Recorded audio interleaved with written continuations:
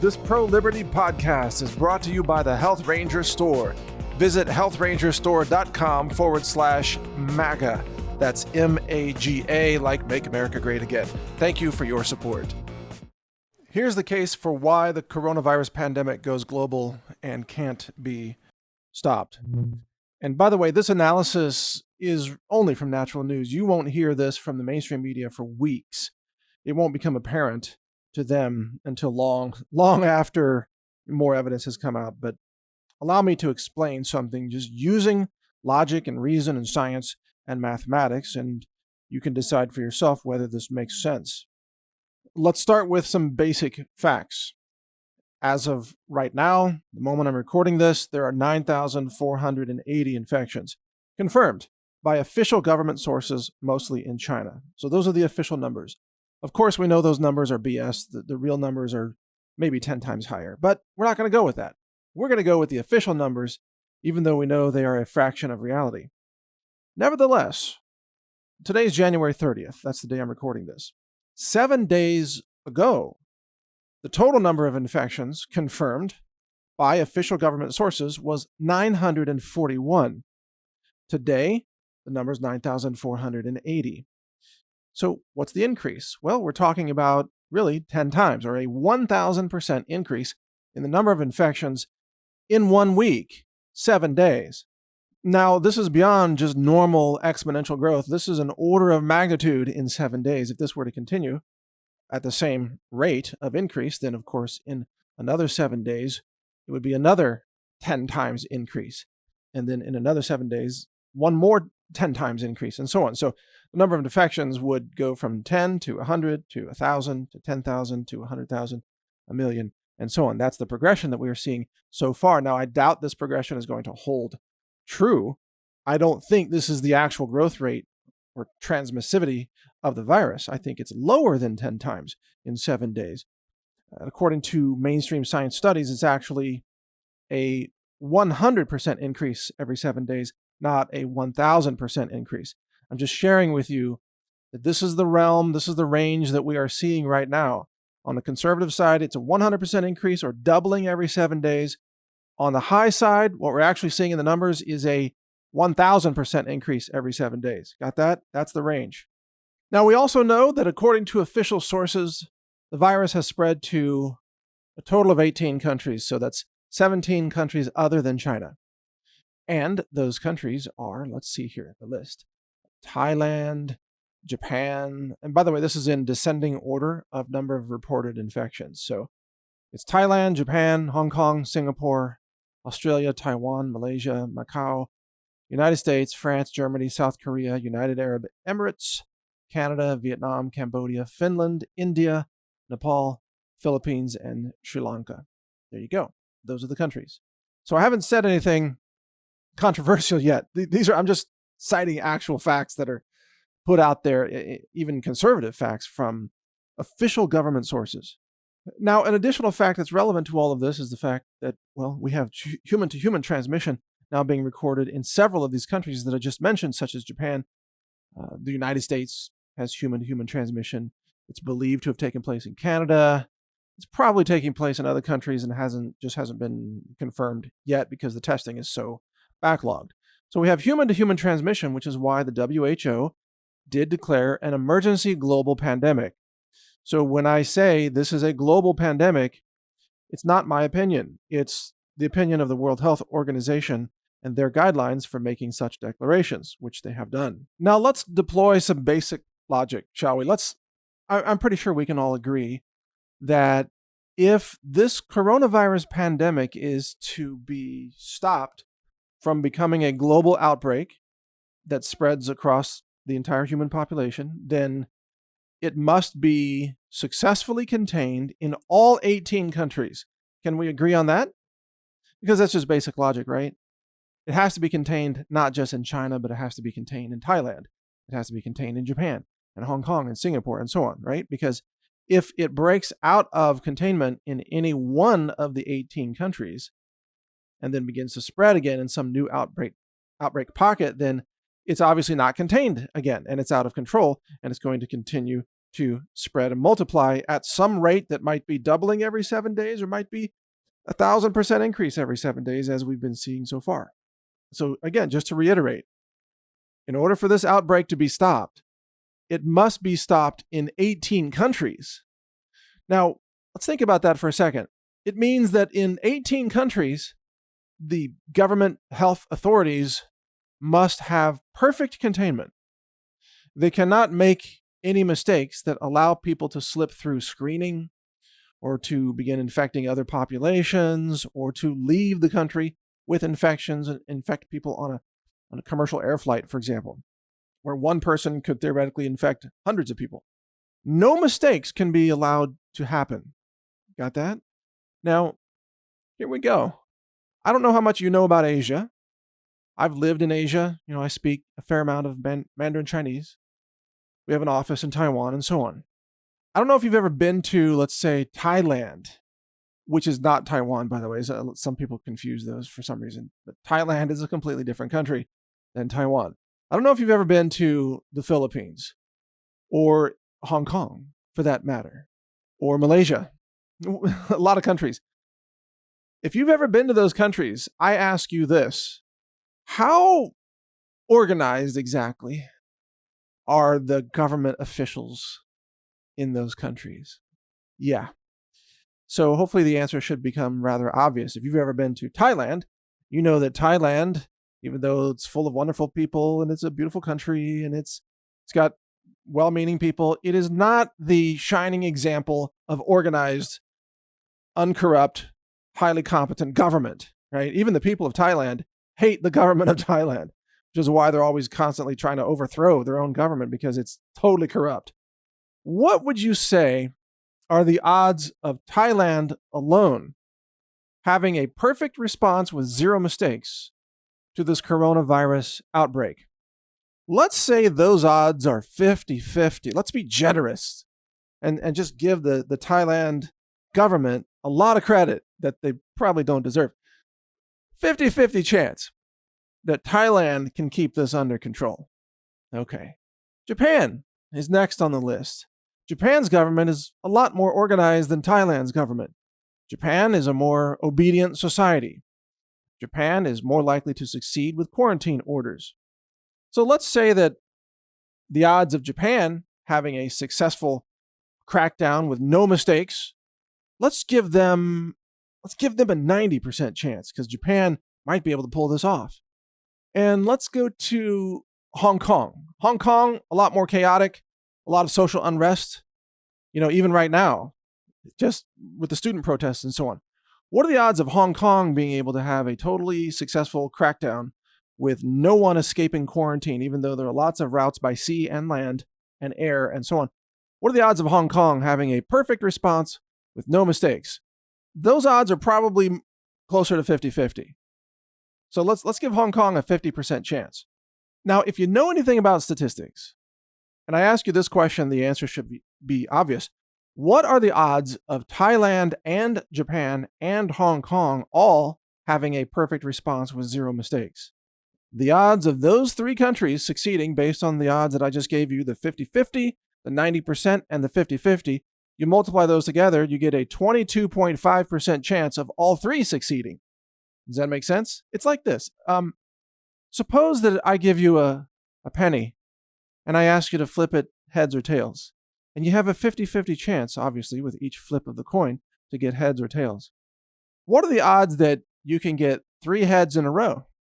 Well, that's 50% times 50% times 50%, which is 1 out of 8.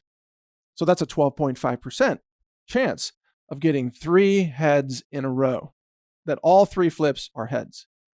And then, of course, what if I said, what are the odds of you having, 10 penny flips in a row and all 10 come up heads? What are the odds of that?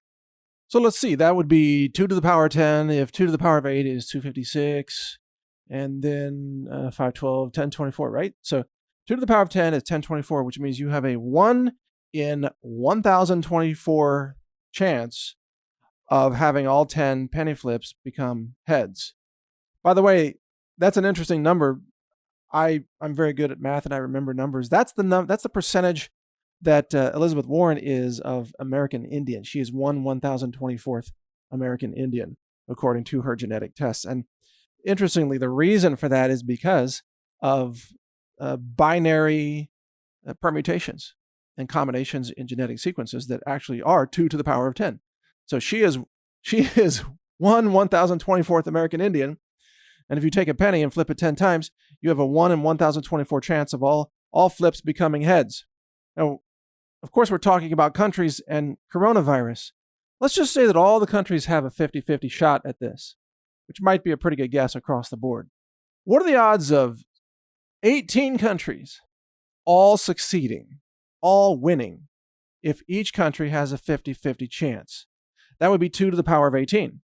And let's see, 2 to the power of 18 would be 262,144. So 262,144. You have a 1 in 262,000 chance of all 18 countries succeeding.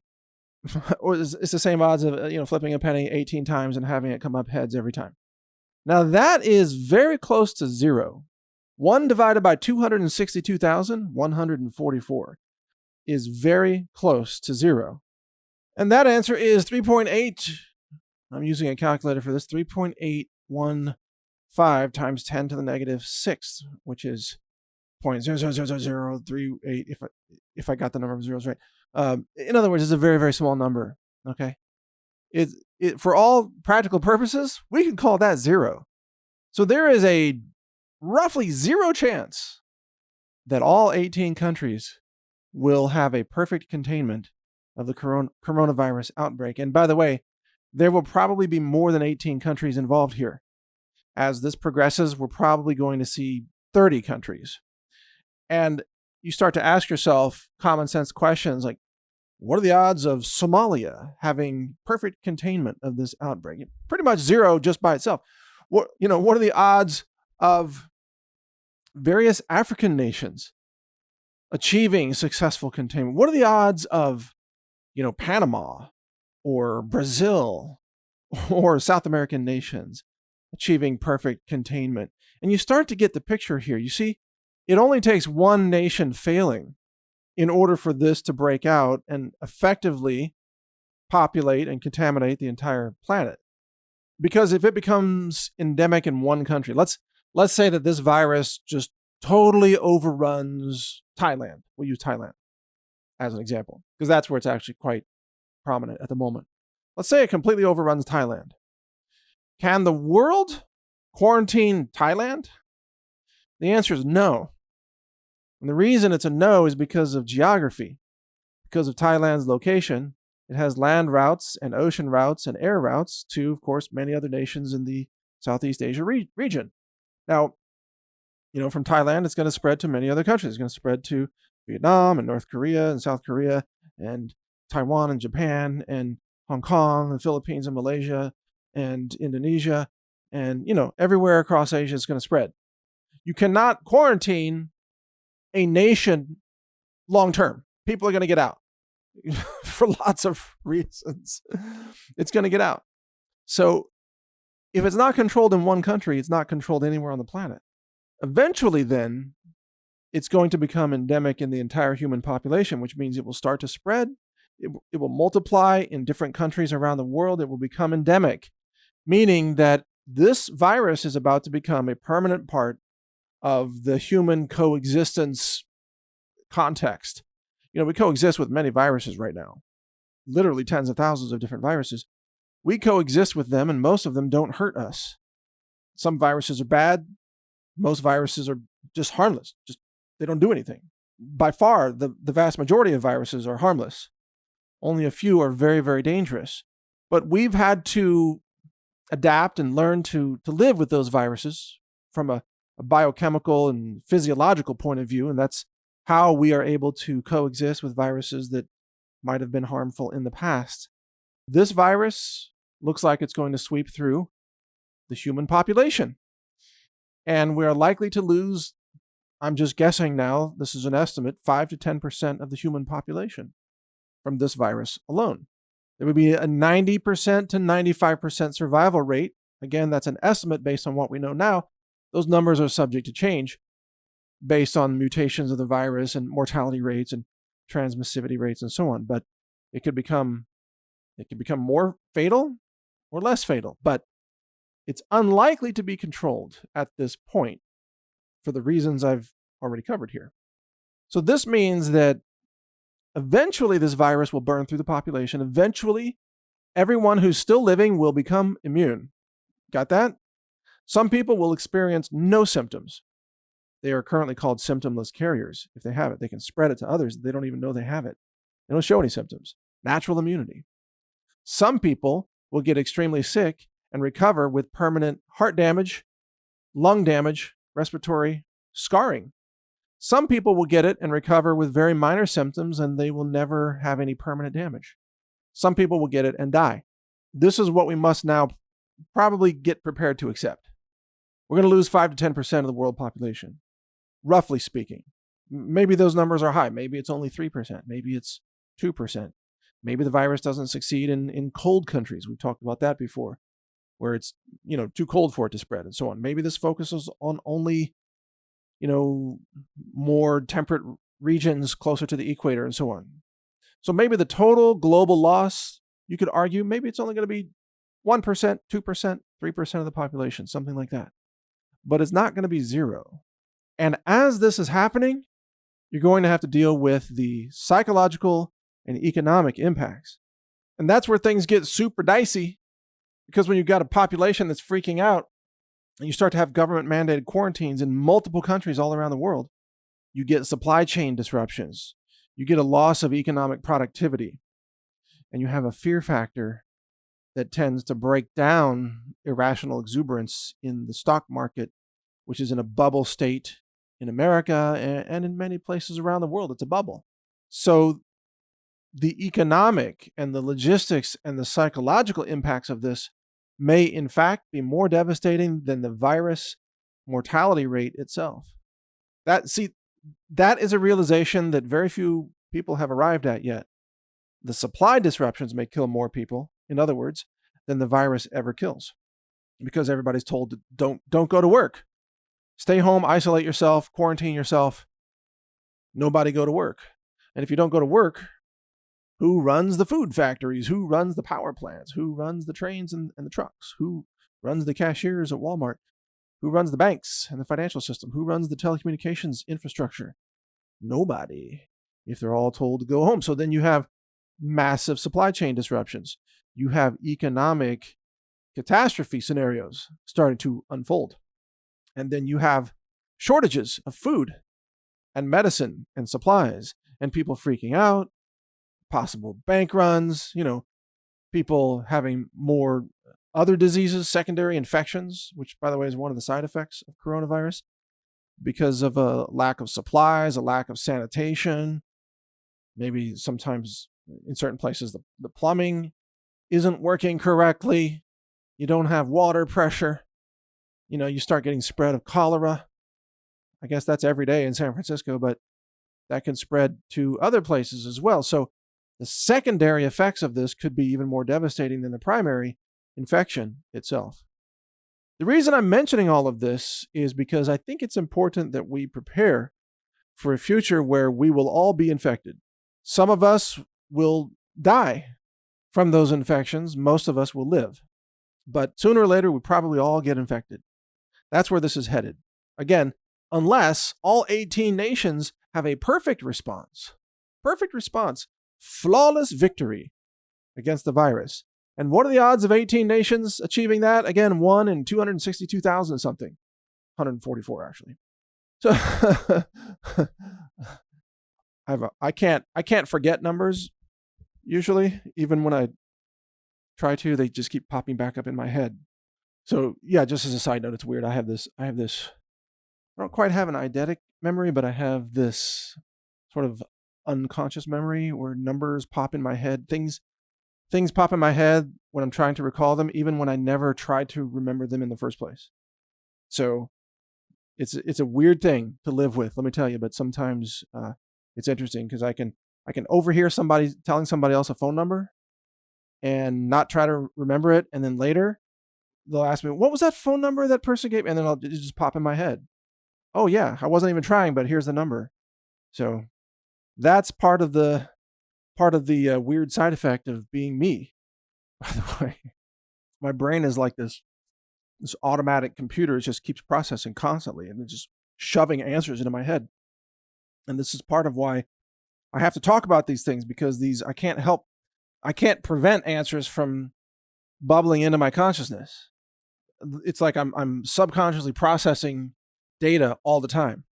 So keep all of this in mind. This is very important information. Of course, I'll bring you more analysis in the days ahead. Keep reading the website, naturalnews.com.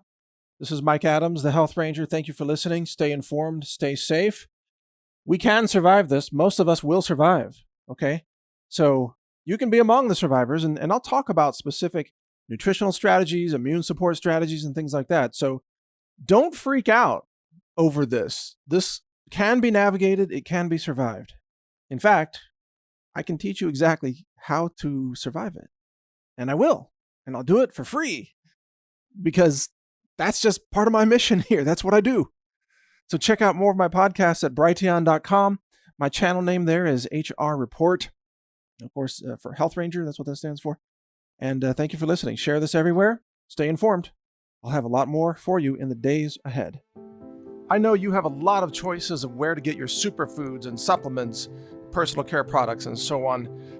To find all these solutions and more, just go to healthrangerstore.com/MAGA, M-A-G-A. healthrangerstore.com/MAGA, as in Make America Great Again. You'll find hundreds of solutions there that can enhance and help protect your health. Again, that's healthrangerstore.com/MAGA. At the Health Ranger Store, we are a pro-liberty, pro-life, pro-freedom, pro-America manufacturer and direct distributor. We sell direct to customers, offering extraordinary values on these products. Lab tested and verified. We test all of our products for bacteria, E. coli, salmonella, yeast and mold, heavy metals, lead, cadmium, arsenic, mercury, much more. Also glyphosate, and herbicide and other pesticides and herbicides are being added to our testing procedure to make sure that we bring you safe, verified, clean supplements that you just don't get anywhere else. I mean, Amazon.com is a joke compared to us. The Wall Street Journal even did a story exposing the thousands of contaminated, illegal, banned, toxic supplements and products that Amazon sells. We wouldn't sell that because we have ethics, we have morality, we're honest, we have integrity as a manufacturer and a provider of these products. Check us out, healthrangerstore.com. Over 700 different products are available right now. High-end supplements, superfoods, personal care products, even fragrance-free products that are eco-friendly for your home, such as laundry detergent, body soap, dishwasher detergent, and many other products. You'll find just an incredible assortment at healthrangerstore.com, and most importantly, your purchases there help support our ongoing efforts to spread the message of liberty and freedom and pro-life, respecting life in all its forms, and having a nation and a world that operates with ethics and morality, so that we might have a sustainable human civilization, not one that's collapsing in destitution and suffering, which is what the radical left and the communists want to bring about. So support us, and we support humanity. healthrangerstore.com. I thank you for your support. Thank you for watching. If you want to support our mission, visit us at healthrangerstore.com for the world's largest selection of lab-verified superfood and nutritional products for healthy living. It's at healthrangerstore.com.